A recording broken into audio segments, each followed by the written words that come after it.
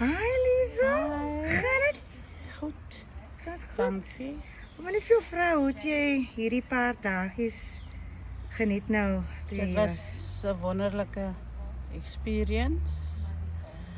En ek wil net vir almal sê, ek is 'n gem.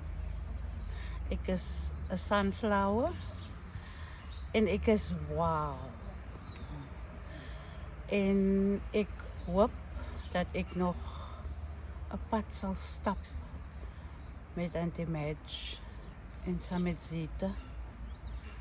Want hulle is die mense wat ek altyd gesê het in my lewe moet kom.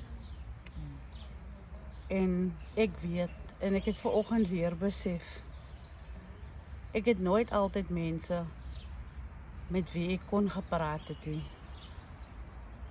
Maar ek het vanoggend besef, Auntie Madge en Zita is daar vir my. Toe ek weer baie down was. Maar ek sê baie dankie.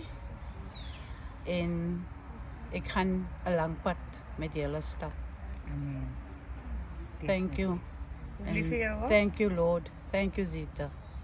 Thank you, Auntie Madge. Thank you, Lisa. Ons is lief vir jou, né? Thank you. Dis so. Bye.